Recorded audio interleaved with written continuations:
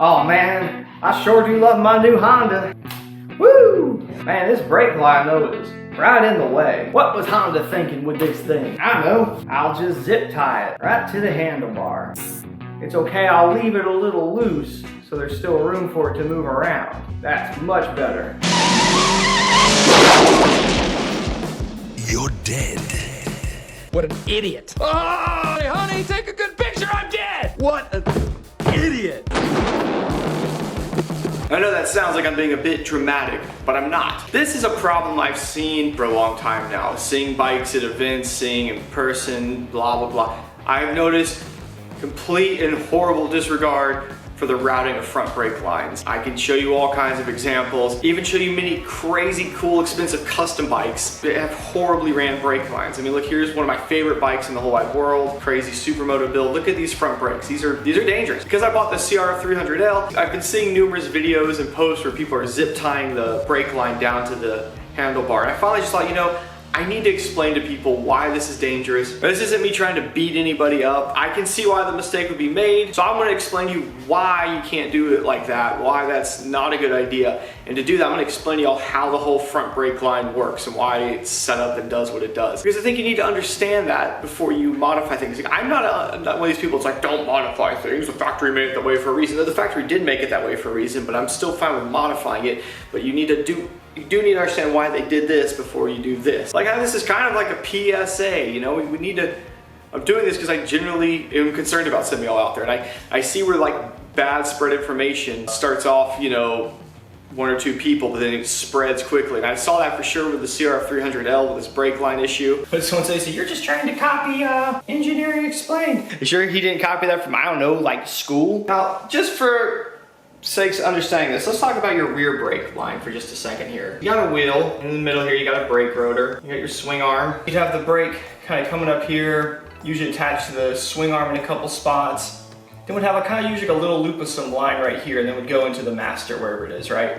And for the most part, this is no problem because the only place that you really have the line moving is right here where this hinge point is. It's a single hinge point, so the rear is super easy. This is also how it works on basically all car suspension. The front though, gets a little more complicated. The assembly that holds the wheel like telescopes up and down. It is the suspension itself. We need to attach this to this with a brake line. Now on most street bikes, a fender in here, right? Hopefully it looks a little cooler than this. And what we'll do with our brake line is we'll usually have it come up, attached somewhere maybe directly on the fender. Between here and here is sort of hard points. These will sort of just move together. The wheel and the tire, that's gonna move together. Then you'll have kind of like a little bunched up of an area as it comes up, and then eventually maybe a hard point that attaches to your brake master. Street bike's gonna have like 5-ish or so inches of travel, not a whole ton, and we basically put a little area right here for the brake line to sort of scrunch up into. Under full compression of the suspension, the brake line may make contact with the front fender, and there's no danger there. So instead of 5 inches of travel, let's say we had 11 inches of travel, which is what the CRF 300L has. And instead of having our low fender on here, we've got a nice high fender because we want to do dirt things, right? It sits way up here. And up here we got our normal handlebars. And we've got a master lever over here. Now we need to connect this to this, and this is where things get a little complicated. If we just have a big old slack line in here, first of all, that's a lot more travel for that line to have to bunch up into.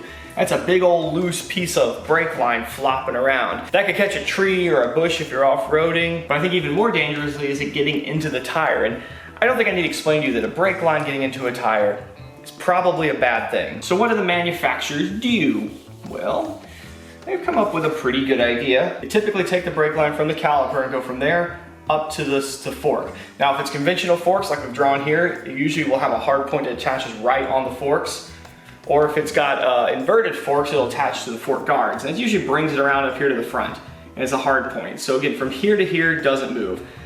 Typically this is tucked behind the fork. Sometimes in a supermoto setup, you're kind of forced to go around the other side just because things get tight in here. We now need to bring it up to here, but we don't really want a big floppy piece of brake line in there either, right? There's a loop right here. We're gonna take that brake line, we're gonna bring it all the way up through this little loop, and then they add to this piece of plastic around here called a stiffener tube. And that'll go usually all the way up to that loop. This gives it some rigidity.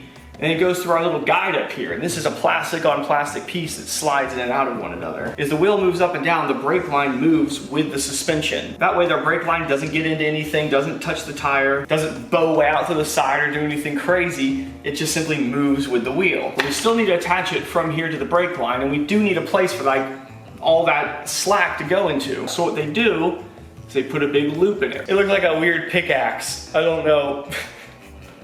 So let me show you again from the front though. This is supposed to be looking at a front fender from dead on, so I know it looks really weird, but that's me trying to draw something that's three-dimensional from head on, and you guys know my drawing skills, but pretend these are the forks, and just for a moment we'll pretend that this is a normal dirt bike setup that doesn't have a headlight.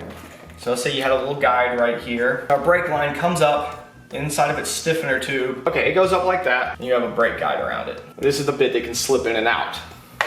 Now, if you don't have a headlight right here, what you could do is just literally bring that right up into here. And this little area right here will just sort of slack up and down your excess line in this area. This is also why these stiffener tubes still flex a little themselves, because as it comes up, it'll bend over a little too. And that's nice and simple. This would keep a brake line out of the way of your dash.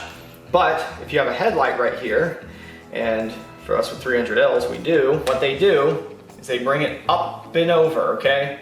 That way, this bit will scrunch up and take up the excess line. That's what this line is. Anyone who saw the build on this FZ07 Tanneray Scrambler, whatever we want to call it thing, knows it has two going on here. This is a very crazy setup because we actually have a high fender with dual rotors.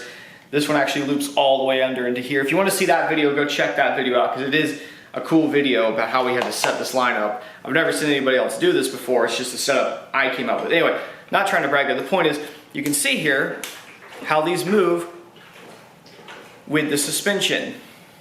For 1 inch of travel here, you're gonna see these come up just as well. In fact, if I really work them, you see that how they literally are working at the same speed because they're both of these lines are attached to the essentially unsprung weight down there, the wheel and the bottom part of the fork. So in other words, if I hit a bump that moves the wheel 3 inches up, this line is also essentially going to come up 3 inches and needs somewhere to sort of slack off into. With a CRF 300, for instance, if you have 11 inches of travel, you need to have 11 inches of place for that brake line to go. I mean, here's some clips just from the other day when I was riding around, nothing even that extreme, and just look how much this thing travels up and down. It is a lot.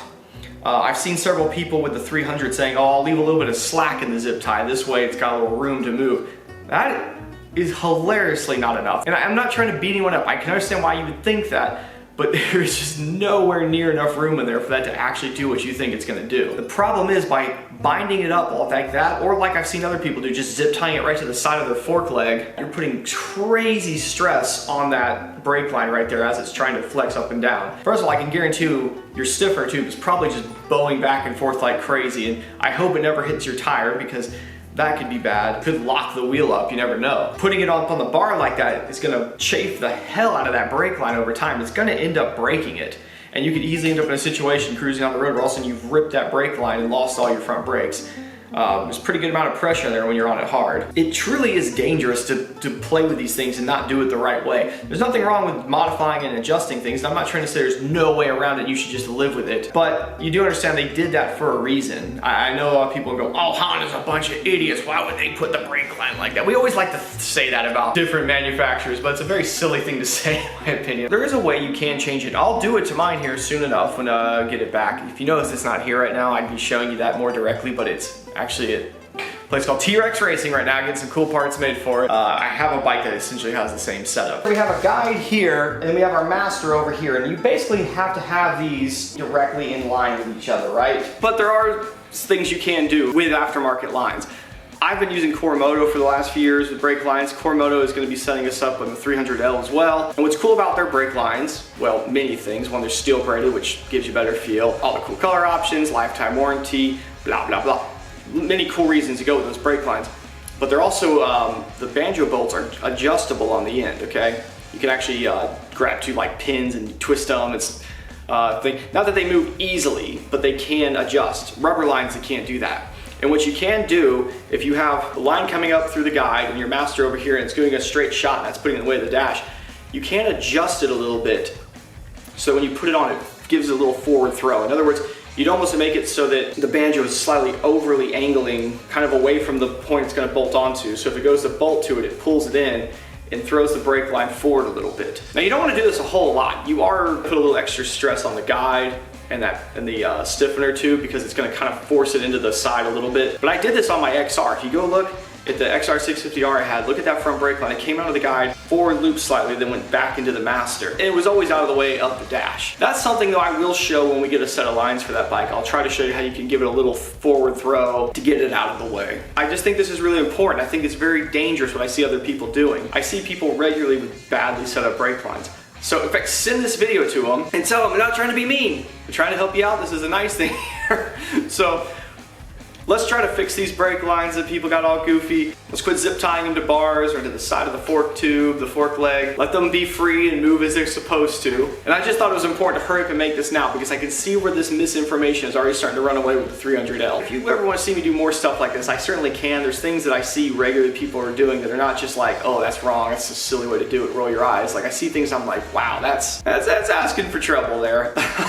Yeah, these videos do come out earlier on Patreon and they're always a bit longer normally, so you know, that just helps support this channel. YouTube doesn't exactly, we're not exactly in its good graces for some reason. I think we just do too much hooligan stuff back in the day. So that's a great way of supporting this channel. If you enjoy these videos I do, you can go and enjoy it for just $1 a month. And you get, like I said, their videos earlier, uncensored, ad-free, and go join the Discord server and chat with me. I just hang out in it. I'm about to go get it right now and just BS with people in the Discord server because that's what I like to do. It's fun. I love talking to y'all. Hopefully the 300 will be back soon. Actually, it's funny. As soon as it gets back, I have to take it over to the Volt Supply, the Moto store, to get graphics made for it. Yeah, next video. See y'all later.